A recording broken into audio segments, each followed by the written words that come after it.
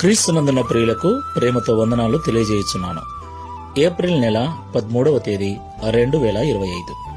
ఈరోజు దేవుడు మనకు చేస్తున్న వాగ్దానం ఏమిటనగా జకర్యా గ్రంథము 9వ అధ్యాయము 9వ వచనం.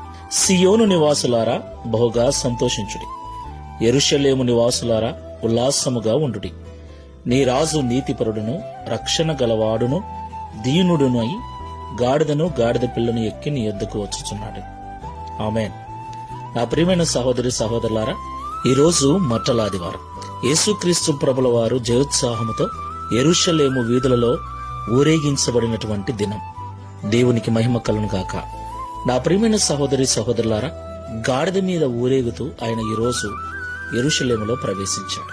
ప్రియులారా, గాడిదను ఎన్నికలేని జంతువుగా మనం చూస్తూ ఉంటాం. ఆ గాడిద కట్టబడినదని బైబిల్ సెలవిస్తోంది.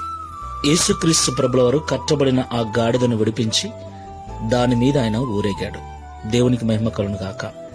ఈ మాటలు వింటున్న ప్రియ సహోదరి సహోదరుడా, కట్టబడిన స్థితిలో బంధించబడిన స్థితిలో ఉన్న వారిని ఆయన విడిపించే దేవుడై ఉన్నాడు.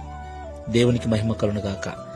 పాపములో ఉన్న వారిని విడిపించుటకు రక్షణ గలవాడై ఉన్నాడు. శోధనలలో బాధలలో బంధించబడిన వారిని విడిపించుటకు దీనుడై ఉన్నాడు. పాపములు నలిగిపోతున్న వారిని విడిపించుటకు, శాపములో బంధించబడిన వారిని విడిపించుటకు నీతిపరుడై ఉన్నాడు. దేవునికి మహిమ కలుగును గాక. ఈ మాటలు వింటున్న ప్రియ సహోదరి సహోదరుడా, ఆయన నీ యొద్దకు వస్తున్నాడు. ఆయన నిన్ను విడిపించటానికి సిద్ధంగా ఉన్నాడు. ఆయనను నీ మనస్సును తెరచి ఆహ్వానించు, నీ హృదయంలోనికి ఆహ్వానించు.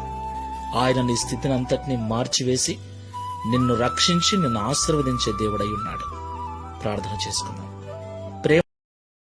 Download ShareChat.